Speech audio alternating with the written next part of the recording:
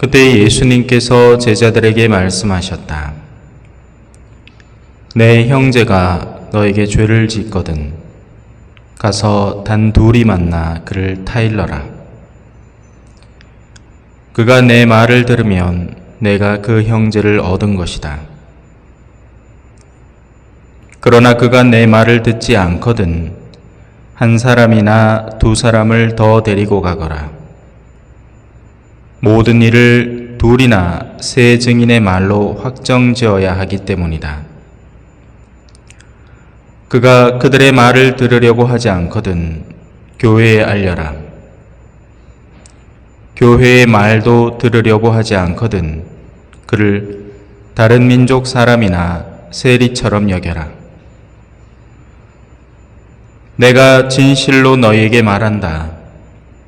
너희가 무엇이든 땅에서 매면 하늘에서도 매일 것이고 너희가 무엇이든지 땅에서 풀면 하늘에서도 풀릴 것이다. 내가 또 진실로 너희에게 말한다. 너희 가운데 두 사람이 이 땅에서 마음을 모아 무엇이든 청하면 하늘에 계신 내 아버지께서 이루어 주실 것이다. 두 사람이나 세 사람이라도 내 이름으로 모인 곳에는 나도 함께 있기 때문이다. 주님의 말씀입니다.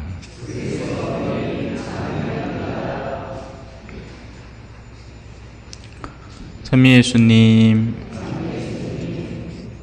오늘 일독서에는 모세의 마지막 순간이 나타납니다. 그러면서 이 모세라는 인물이 얼마나 대단하고 위대한 인물이었나를 극구 찬양을 하죠. 하지만 아이러니컬하게도 역설적이게도 그 모세는 약속된 땅에 들어가지 못했습니다. 자신의 능력치가 아무리 뛰어나고 사람들로부터 칭송을 받고 한다 하더라도 결국 하느님의 나라는 하느님이 결정하시는 일입니다.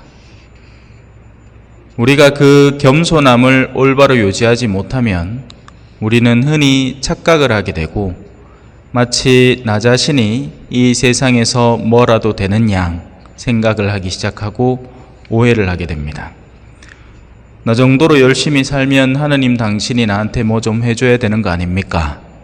뭐 이런 교만이 싹트기 시작하는 거죠. 하지만 그렇지 않습니다. 이 모세라는 인물은 아직도 유다인들에게는 으뜸입니다. 모세가 정한 율법대로 그들은 여전히 살고 있는 거예요. 모세만한 다른 예언자는 없다 이렇게 생각을 하는 거죠. 자, 그렇게 대단한 모세를 제쳐놓고 오늘 복음으로 이제 들어와 봅시다. 오늘 복음은 언뜻 잘못 생각하면 역시 다수결의 원칙이 중요하구나 이렇게 착각할 수 있습니다. 어떤 사람이 잘못을 했을 때 둘이나 셋을 데리고 가고 그도 안 되면 더 많은 사람인 교회에 알려라. 일을 이렇게 해결하라는 거구나. 하지만 사실 비밀은 뒤에 숨어 있습니다. 너희 가운데 두 사람이 이 땅에서 마음을 모아 청하면 하늘에 계신 내 아버지께서 이루어 주실 것이다. 이건 다수결의 원칙과는 큰 상관이 없지 않습니까? 적어도 한 50명이나 한 본당 규모, 우리 본당이 주일마다 200명 오니까 적어도 200명은 거쳐야 되는 거 아닌가? 그게 아니라는 거죠. 두 사람이나 세 사람이라도, 하지만 여기에는 엄격한 조건이 하나 붙어 있습니다. 내 이름으로 모인 곳에는 나도 함께 있기 때문이다. 제가 앞서 얘기했죠. 모세가 아무리 뛰어난 인물이라도 하느님 없이는 아무것도 아닙니다. 쓰레기입니다. 쓰레기. 하느님과의 유대관계가 모세를 위대하게 만드는 겁니다. 그래서 여기도 마찬가지입니다.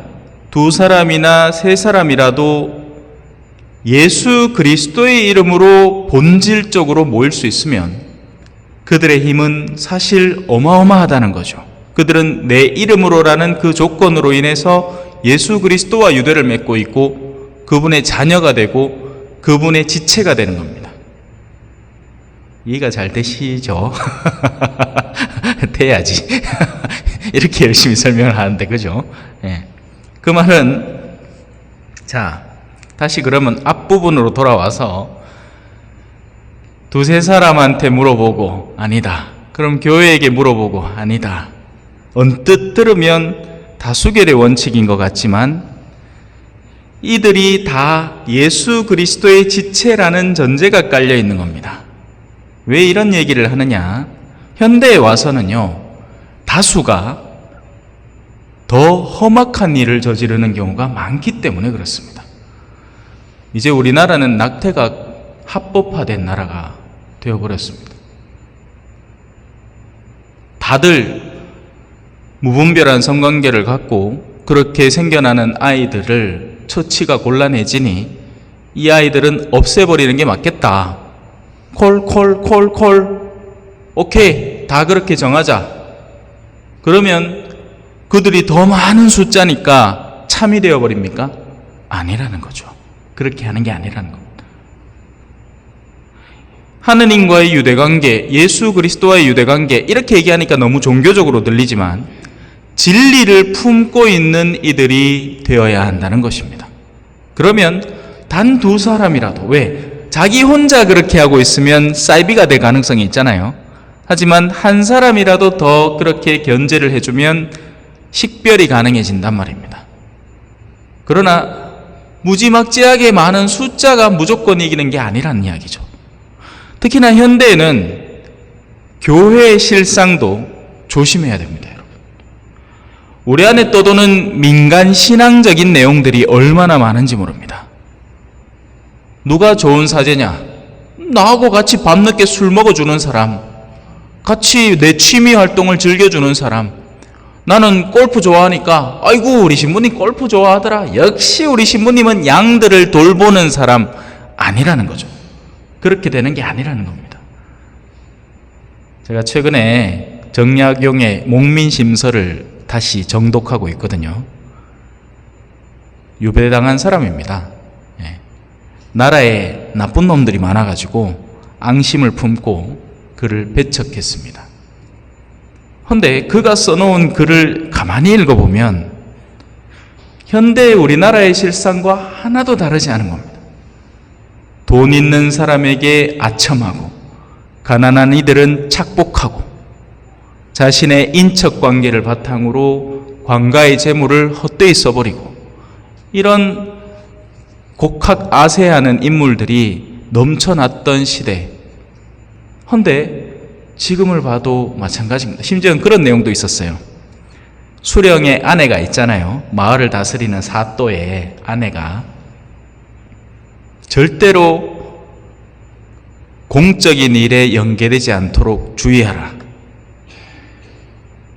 예전부터 외쳐져 왔던 것이고 그 훨씬 이전부터 오늘 이렇게 식사 자리에서 이야기를 그렇게 주제로 나누면서 구약 성경에 이미 붙어 있는 이야기들이 계속해서 반복되고 있는 것뿐입니다.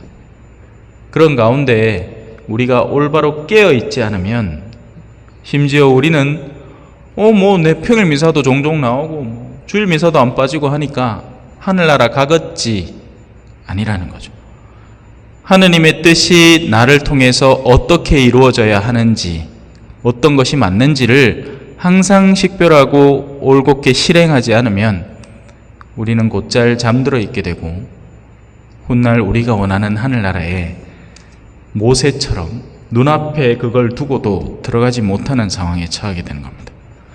물론 다행히 모세가 바라보던 약속된 땅은 이 세상에서 상징적으로 주어지는 땅이었고 모세는 하느님의 소명을 충실히 이행한 인물로서 당연히 약속된 마지막 땅에는 들어갔겠죠. 그러나 우리에게는 아주 좋은 모범이 되는 겁니다. 실컷 약속된 땅을 매 주일마다 듣고 매 평일미사마다 와서 신앙의 본질에 대해서 이야기를 듣고서도 그걸 눈앞에 두고 놓쳐버리는 어리석은 사람이 되지 말라는 경고장인 겁니다. 잠시 묵상하시겠습니다.